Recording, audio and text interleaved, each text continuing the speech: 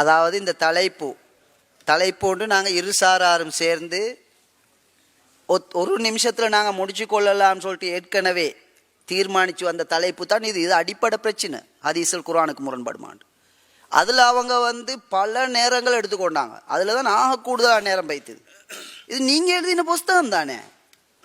இந்த தலைப்பில் நீங்கள் விவாதிக்கிறதுக்கு ஏன் தூரம் போனாங்க கேட்டு பல நேரங்களுக்கு மத்தியில் தான் உடன்பட்டாங்க. அந்த தலைப்பில் உடன்பட்டு அந்த தலைப்பில் இருந்து வெளியே போகிறதுன்னு சொன்னால் இது பொருத்தமானதல்ல. இந்த தலைப்பில் நீங்கள் முதலாவது போட்டிக்கிற ஆதாரத்தின் அடிப்படையில் தான் நாங்கள் வரோம். நீங்கள் தான் ஓர்டர் மாறுறீங்க.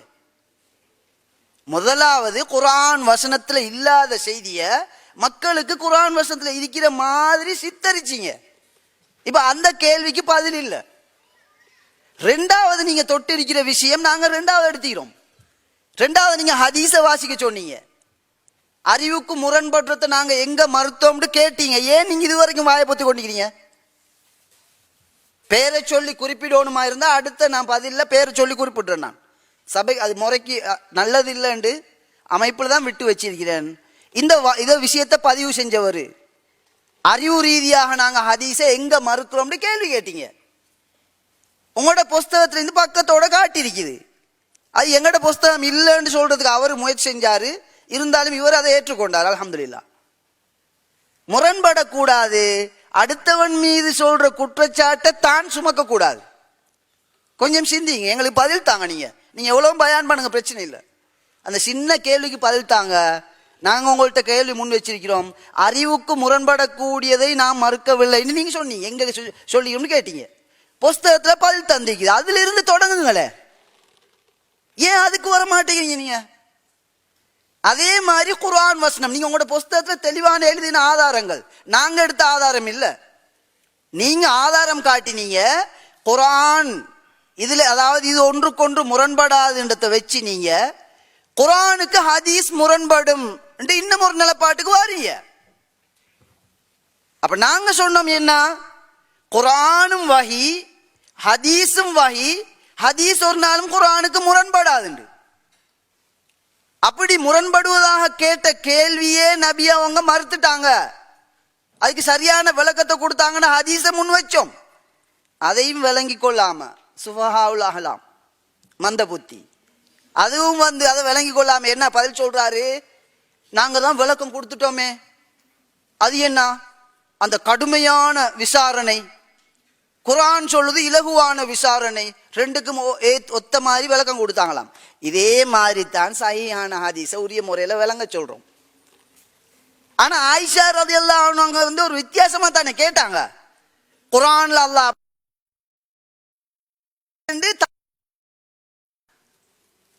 அதைத்தான் நீங்க இப்ப செஞ்சு கொண்டிருக்கிறீங்க.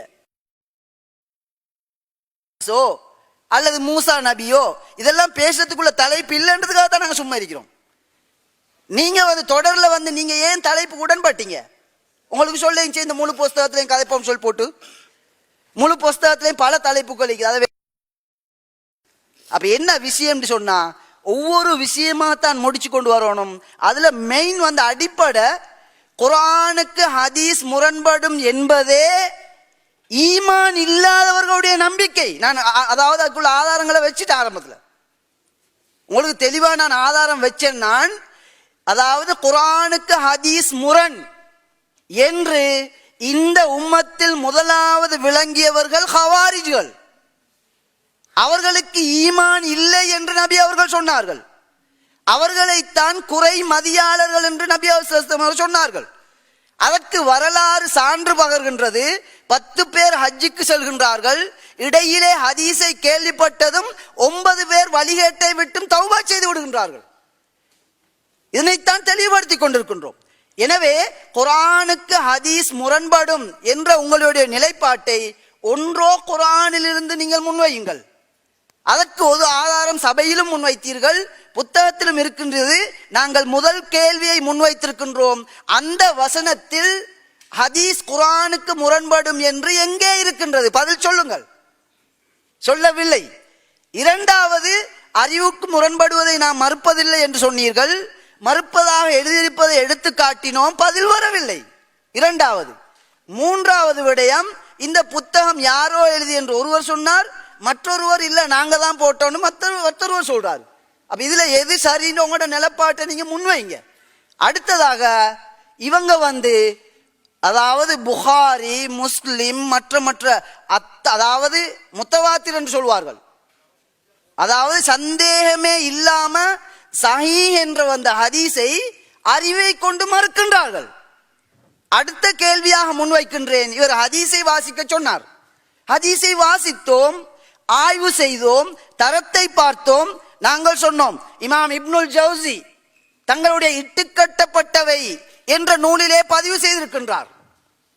எந்த ஹதீஸை இவர்கள் புகாரியில் உள்ள, முஸ்லிமில் உள்ள, ஏனைய கிரந்தங்கள் உள்ள ஹதீஸை சகட்டு மேனிக்கு மறுத்துவிட்டு இது அறிவுக்கு முரண்படுகின்றது, ஏதோ இமாம் புகாரி, இமாம் முஸ்லிம் அன்றிலிருந்து, அதாவது 1000 காலத்திற்கு முன்னர், 1000 வருடத்திற்கு முன்னர் ஹதீஸ் கலைக்கே வாழ்ந்தவர்கள், இவர்களுக்கு இல்லாத அறிவு பி ஜைனுலாப்தீனுக்கு மட்டும்தான் இருக்கின்றது, வேறு யாருக்கும் கிடையாது. ஏன் அறிவுக்கு முரண்படுகின்றது?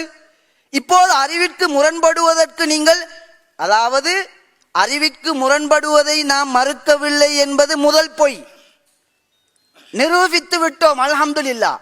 இரண்டாவது, அப்படி மறுத்த ஒரு ஹதீஸை காட்டுங்கள். இரண்டாவது கேள்வி எங்க? முதல் கேள்விக்கு பதில் சொல்லுங்க. பதில நீங்க தான் கேள்வியை தொடக்கி வச்சீங்க. எங்களை பொறுத்தவரையில் எங்களோட நிலப்பாடு, குர்ஆனும் ஹதீஸும் முரண்படாது என்பதற்கு நாங்கள் ஆதாரம் வைத்துக் கொண்டே செல்வோம். ஓரிரு கேள்வியை கேட்டால் நியாயமானது. கேள்விகளை நீங்கள் அள்ளித்தட்டும் நீங்கள் எங்களுடைய ஓரிரு கேள்விகளுக்கு எங்கே ஆதாரம்? உங்களுடைய ஆதாரங்களை நாங்கள் அலசுகின்றோம். முதலாவது, குர்ஆன் வசனத்தை வைத்தீர்கள், அதிலே ஆதாரம் இல்லை. இரண்டாவது, புகாரி முஸ்லிம் போன்ற நூல்களில் உள்ள ஹதீஸை மறுத்துவிட்டு நீங்கள் கொண்டு வரக்கூடிய ஹதீஸ் குறைந்தபட்சம் ஹதீஸ்களை விதியிலே சஹீஹ் என்று ஏற்றுக்கொள்ளப்பட்ட ஹதீஸாக இருந்தால் பரவாயில்லை. இவர்கள் என்ன ஹதீஸை முன்வைக்கின்றார்கள் என்றால், கருத்தை சுருக்கமாக சொல்கின்றேன், பிறகு தேவைப்பட்டால் விவரமாக சொல்கின்றேன். அதிலும் அவர்கள் மோசடி செய்திருக்கின்றார்கள், இல்லாத விடயம் இருக்கின்றது. என் பெயரில் ஏதேனும் ஒரு செய்தியை நீங்கள் கேள்விப்படும் போது அச்செய்தியை உங்களது உள்ளம் ஒத்துக்கொள்ளுமானால், இது என்ன குர்ஆனுக்கு முரணா? எதை சொல்லுது? உங்களுடைய ஒத்துக்கொள்ளுமானா ஹதீஸ், உள்ளம் ஒத்துக்கொள்ளவில்லை என்றால் ஹதீஸ் இல்ல. அப்ப நபி அவங்க, நான் ஏற்கனவே புகாரில் இருந்து நினைக்கிறேன், நான் ஹதீஸ் முன் வச்சேன், அதாவது ஒரு மாடு கதைக்கின்றது என்பதை உள்ளம் ஏற்றுக்கொள்ளாது. நபி அவர்கள் நம்பினார்கள். இவங்க ஹதீஸ் என்று கொண்டு வந்திருக்கிறாங்க இட்டு கட்டப்பட்ட செய்திய. இமாம் இப்னுல் ஜவுசி தங்களுடைய அல் மௌதுஆத், இட்டுக்கட்டப்பட்ட செய்திகள் நூலை தோத்திராங்க, அதுல பதிவு செஞ்சுக்கிறாங்க. இமாம் ஷவுகானி சொல்றாங்க, என்ன நல்லா கேட்டுக்கொள்ளுங்க, இதுல அதாவது இமாம் பைஹக்கி போன்றவர்கள் உடன்பட்டிருக்கின்றார்கள். இமாம் ஷவுகானி சொல்லுகின்றார்கள், நிச்சயமாக நான் எண்ணுவது என்னவென்றால், இமாம் இப்னு ஜவுசி தங்களுடைய இட்டுக்கட்டப்பட்ட ஹதீஸ்கள் நூலிலே இதனை எழுதியது உண்மையிலேயே சரியான ஒரு விடயத்தை செய்வதற்கு அல்லாஹ் சந்தர்ப்பம் வழங்கி இருக்கின்றான். அதாவது சரியாகத்தான் பதிஞ்சுக்கிறாங்க, அது இட்டுக்கட்டப்பட்டதுதான். இதுக்கு மேல அந்த செய்தியில வருவது உள்ளம் வெறுக்கக்கூடியதை மறுக்கலாம். சுருக்கமா நேரம் எல்லாத்துக்கு சொல்றேன் நான். அப்ப இமாம் ஷவுகானி சொல்றாங்க, இந்த ஆதாரத்துக்கு கொண்டு வாரீங்களே நீங்க உங்களோட கருத்தை நிறுவனத்துக்கு, இந்த செய்தியை என்னுடைய உள்ளம் மறுக்கின்றது. ஏன் நீங்க தான் வாசலை திறந்து விட்டீங்களே, விரும்பினவன் ஹதீஸை மறுக்கலாம், அது மாதிரி மறுத்துக்கிறாங்க. இமாம் ஷவுகானி அதான் சொல்றாங்க, நீங்க சொல்றது ஹதீஸாக இருந்தால் என்னுடைய மனது இந்த ஹதீஸை ஏற்றுக்கொள்ளவில்லை, நான் மறுக்கின்றேன் என்று சொன்னார்கள். என்ன பதில் சொல்வீங்க?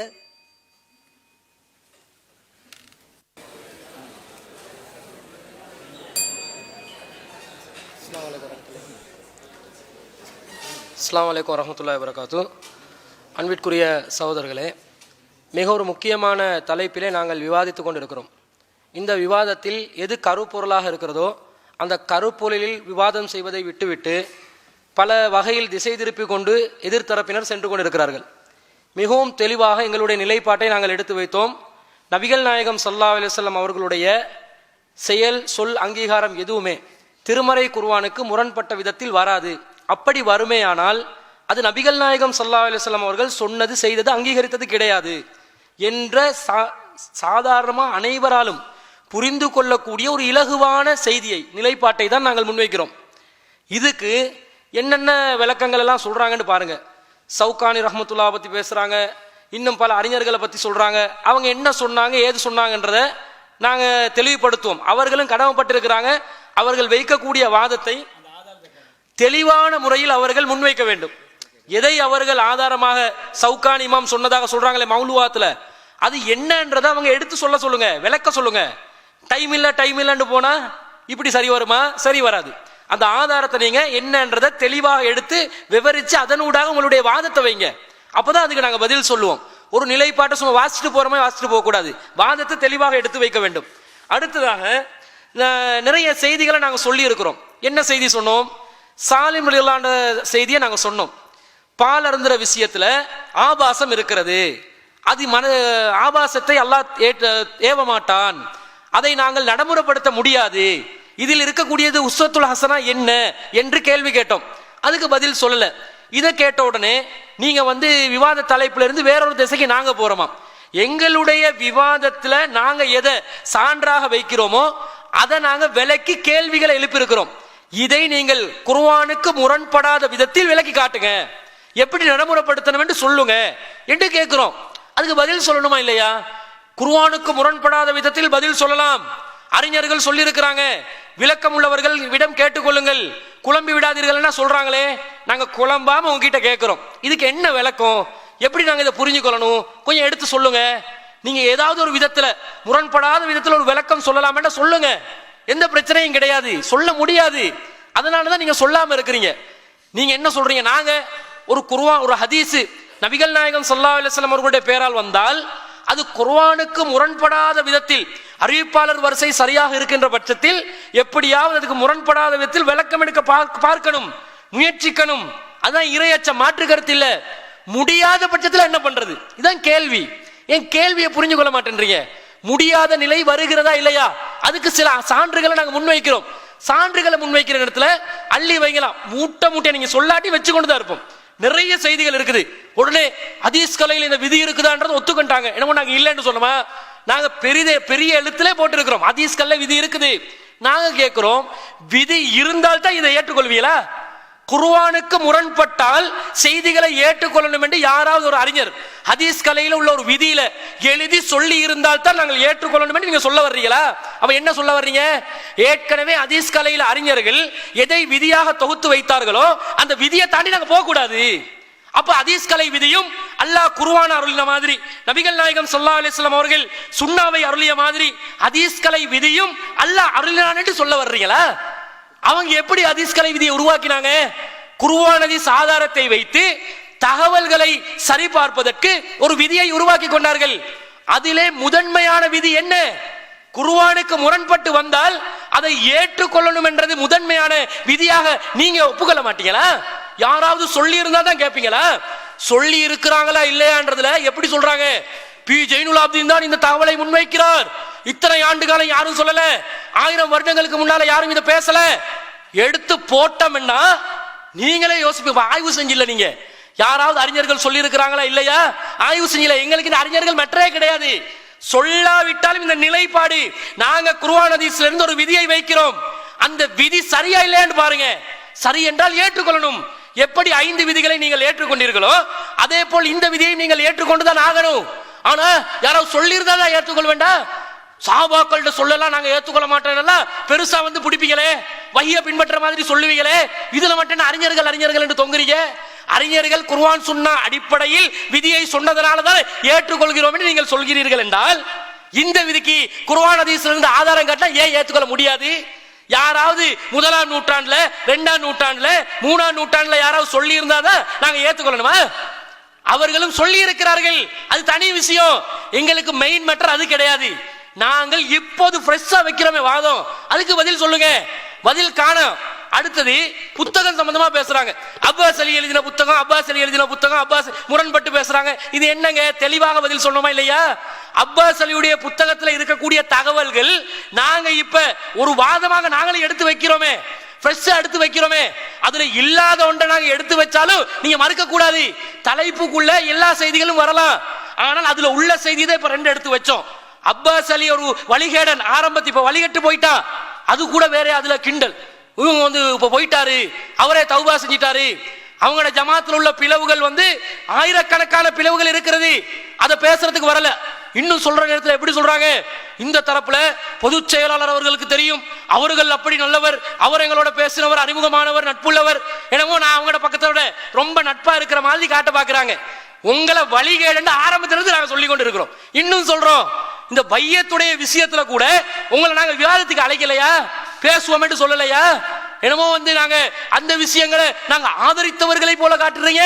இந்த ஜமாத்து எது குர்ஆன் ஹதீஸுக்கு மாற்றமாக செயல்படக்கூடிய அமைப்புகளை பகிரங்கமாக வழிகேடு என்று சொல்லிக் கொண்டிருக்கிறோம். நீங்க குஃப்ரியத்தான கொள்கையில் இருக்கிறோம் என்று நாங்கள் சொல்லிக் கொண்டிருக்கிறோம். அதை மறந்துட்டு இப்ப என்னமோ நட்பு ரீதியா ஒரு இணைப்பை காட்ட பாக்குறீங்களா? அது இங்க செல்லுபடி ஆகாது. அடுத்தது புத்தகத்துடைய விஷயத்துல இருக்கிற வாதங்களை தான் வச்சோம். அப்ப நாங்க கேட்டோம், இந்த புத்தகத்தை நீங்க அடிப்படையா வச்சுதான் விவாதிப்போம். நீங்க எதையும் விவாதிங்க, நாங்க எங்க நிலைப்பாட்டை நிரூபிப்போம். நிலைப்பாட்டை நிரூபிக்கிறத பார்க்கணுமா, அல்லது அதுக்குள்ள இருந்து வர்றீங்களா, அதுக்கு வெளியில இருந்து வர்றீங்களா, இதை பார்க்கணுமா? நிலைப்பாட்டுக்கு தெளிவான வாதங்களை முன்வைத்துக் கொண்டிருக்கிறோம். அடுத்ததாக ஒப்பந்தத்துல கேட்டாங்க, இத பத்தி நாங்க இன்னொரு நாள் பேசுறதுக்கு வாய்ப்பு தான் நான் கேட்டேன். நாங்க எங்க ஜமாத் சார்பா கேட்டோம். அப்ப முடியாதுன்னு மறுத்தார்கள். முடியாது, ஒரு நாள் போதும். இப்ப சொன்னாங்க மக்களுக்கு சிரமம் வரக்கூடாதுன்னு. நம்ம மக்கள் வந்து தாராளமாக வருவார்கள் என்று சொன்னோம். அவங்களோட மக்களுக்கு தான் சிரமம் உண்டாகிக்குது. எப்படி சிரமம் பாருங்க, சேர் எல்லாம் காலி, மக்களே காணோம், கூட்டத்தே காணோம். நம்ம மக்கள் வந்து கிளை நிர்வாகம், மாவட்ட நிர்வாகம் எல்லாம் ஷர்ட் கலர்ல பிடிக்கிறான், பாசு தாங்க பாசு தாங்கன்னு. அப்ப இந்த அளவுக்கு தான் அவங்களோட கொள்கை இருக்குது. மக்களை வச்சு கொள்கையை தீர்மானிக்கவில்லை.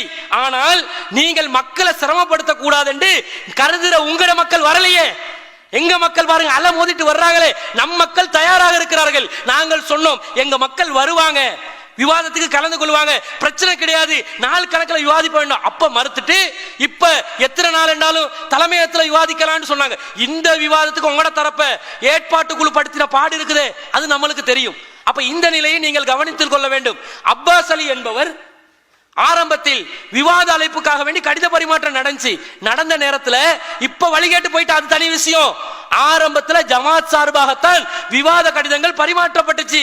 அந்த நேரத்தில் தெளிவாக 2014ஆம் ஆண்டு மே மாதம் நாங்கள் கடிதம் அனுப்பினோமா இல்லையா? தலைமையத்தில் நாங்கள் காத்துக் கொண்டிருக்கிறோம். இத்தனை பேர் இத்தனை மணிக்கு விவாத ஒப்பந்தம் செய்து கொள்ளலாம் வாருங்கள் என்று சொன்னோமா இல்லையா? நீங்க விவாத அழைப்பு கொடுத்தீங்க, பிஜேயோட பேசணும் நீங்க, அப்பாஸ் அலி வந்தாதான் பேசுவோம் நீங்க. அப்பாஸ் அலி இலங்கைக்கு வருகின்ற நேரத்தில் அல்லது நாங்கள் இந்தியாவுக்கு செல்லுகின்ற நேரத்தில் பேச்சுவார்த்தையில் ஈடுபட்டுக் கொள்ளலாம், ஒப்பந்தத்தை செய்து கொள்ளலாம் என்று சொன்னீங்க. விவாதத்துக்கு அப்பாஸ் அலி மாநாட்டுக்காக வந்திருக்கிறார். அந்த நேரத்தில் விவாத ஒப்பந்தத்தை வைத்துக் கொள்வோம் என்று கேட்ட நேரத்தில் அதற்கு நீங்கள் பதிலளிக்கவில்லை. பதிலளிக்காம என்னமோ நாங்க பின்வாங்கின மாதிரி காட்டுறீங்க. ஜமாத் சார்பாக நாங்கள் அழைத்தோம், நீங்கள் தான் வரவில்லை என்பதையும் ஞாபகப்படுத்திக் கொள்றோம். டைம் வேஸ்ட் பண்ணாம தேவையான செய்திகளை வாதிங்க. அடுத்ததாக இவங்க வச்சதுல என்னமோ 10,000 கேள்வி கேட்ட மாதிரி கேள்வி கேட்டோங்கிறாரு. இத்தனை கேள்வியை நீங்கள் கேட்டீர்கள் தான், உண்மைதான். நாங்க இத்தனை கேட்டோம்னு தெரியுமில்ல, பதில சொல்ல வேண்டியதானே. நீங்க கேட்டது ஒத்த கேள்வி, அறிவுக்கு முரண் என்று கேட்டார், காட்டிவிட்டோம். எங்க காட்டினீங்க? நாங்க எந்த ஹதீஸ அறிவுக்கு முரண் என்று மறுத்தம்னு காட்டுங்க. இந்த ஷவுகானிங்கிற ஆலிம்சாக்கு ஷவுகானி மேட்டர் தெரியல போல. ஷவுகானி மேட்டரை இப்ப எங்களுக்கு பிரிண்ட் போட்டுட்டாங்க. ஷவுகானியை சொல்றீங்கல்ல, ஷவுகானி சொன்னார். ஷவுகானிக்கு இந்த ஹதீஸ் வந்து ஏன் உள்ளத்துக்கு ஒத்துக்கலன்னு ஷவுகானி மறுத்தாராம். ஷவுகானி மேட்டரை இப்ப பிரிண்ட் போட்டு தரணும். ஷவுகானி எதை சொன்னான்னு சொல்லணும். முன்ன பின்ன படிக்காம சொல்லிருக்கிறிய, இப்ப சிக்கிட்டியல்ல, அதுக்கு நாங்க பதில் சொல்லணும். ஷவுகானி மேட்டரை தந்துறனு, அறிவுக்கு நாங்க எந்த ஹதீஸ முரண் மறுத்தம்ங்கிறத காட்டினு, புக்கு ஃபுல்லா தான் வச்சு பேசுறதாக விவாத ஒப்பந்தப்படி நாங்க புக்ல இருந்து காட்டிக்கிட்டு இருக்கிறோம். அதை சொல்லிடணும். கேள்வி கேட்காதீங்கன்னு கெஞ்சி கேட்கறிய ஆலிம்சா, அல்லாக்கா அப்படி கேட்காதீங்க, நாங்க கேட்டுக்கிட்டு தான் இருப்போம். சரி, அதனால கேள்வி கேட்காதீங்க, கேள்வி வைக்க கூடாது. ஆயிஷா ரலியல்லாஹு அன்ஹா அவர்களுடைய அவதூறு மேட்டர், அதுல ஹஸ்ஸான் இப்னு சாபித்துடைய விஷயம் சொன்னா அதுக்கு பதில் சொல்லுங்க.